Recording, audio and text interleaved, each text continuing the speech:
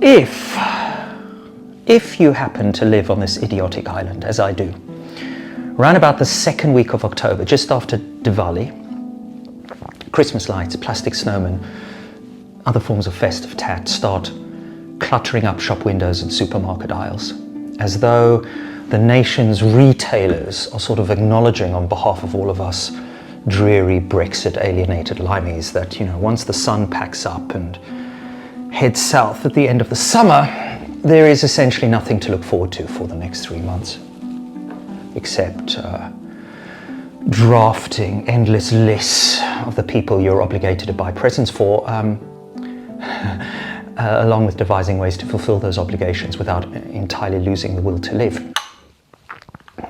Yeah. It's not quite the worst part of the year. That particular honor, I think we can all agree, Max, goes to January through April, when everyone kind of trudges around through the wettest, coldest, most obnoxious stretch of the calendar year, collectively nursing a national hangover and reckoning with the personal debt that we've all racked up in our desperate attempts to prop up the economy by shopping ourselves into oblivion. Personally,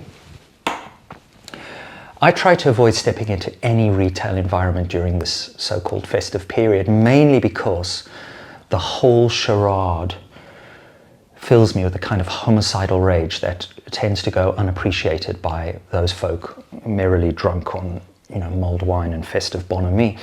But also because, like millions of you out there, I have shaken hands with the bona fide devil and paid Amazon, I don't know, whatever it is, $100 a year, to treat me like a little consumer demigod.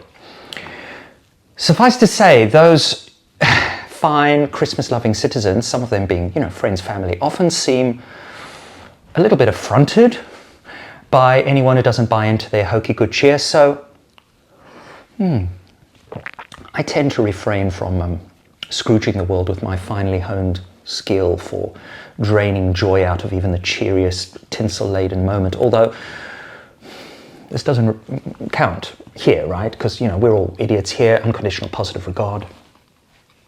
Yeah. Of course, like all seasoned cynics, I am not above accepting a pre-vetted gift if it is offered by someone who feels enforced to. So, when asked recently by my mother what I wanted for Christmas, I came up with an idea for a gift that would be both deeply meaningful to me and genuinely cherished, particularly if it could be associated with my elderly parents. It's also, I would argue, kind of on brand for the festive season, or at least for the core mythology underpinning Crimbo. I'm talking here, of course, about, Jesus, that little Jewish firebrand who, talked the good talk, walked some of the walk, had a few tricks up his sleeve, a little bit of the miraculous bling factor to wow the unbelievers into submission before he got kind of cancelled. I mean, Jesus was surely one of the first and the best content creators of all time, with literally something for everyone. Had this platform been around circa CT, Christ time, he'd have racked up one of those Silver Creator Awards, I think, for hitting the 100,000 subscribers within a few months, and the Million Subscriber Gold Creator Award, year or two. Imagine getting one of those. He would, however, have had to have worked quickly, as his whole, ministry lasted just 3 years, starting in his 30s after being dunked by John the Baptist, and ending a few years later as many of our animal brethren do, Max, nailed in place so as not to escape, cooked in a big old crucifix in the raging midday sun. Luke 3:23 for you Bible nerd idiots out there. His groupies, of course, have been drinking of his blood and eating his deliciously sweet and untainted Jesus flesh for the last 2,000 years or so. amidst the consumption of various other slabs of meat. So it's all worked out pretty well for Jesus, we might say, or at least, you know, the idea of him. So, okay, you ask, what has this year's Christmas present got to do with Jesus, Steve? Well, a few years ago, after a woman that the idiot had been using the L word with disappeared one day to do business with someone else, plunging the romantic fool into the darkest, deepest pits of hell, which, as you know, lie merely millimeters beneath the shimmering surface of heavenly eros. He bought himself a ring, this ring here, symbolizing his desire to recover from Natalia and muster the courage to go back on Hinge. And this ring was inscribed with his mother's favorite mantra of consolation. This too shall pass. It's up there as well. And the idea was that wearing this ring and sort of endlessly twiddling it around when it, racked with the torments of melodramatic heartache, he might eventually channel some measure of grace from those eternally wise and experientially validating words. He imagined, hoped, fantasized that this mantra, this too shall pass, uttered over and over again, might eventually help him feel less crushed, less betrayed, less resentful of being utterly undone, utterly fucked over by love, which, as we all know, is its only purpose, really. That and, to bring more idiots like, me and you into the world. Also, STDs.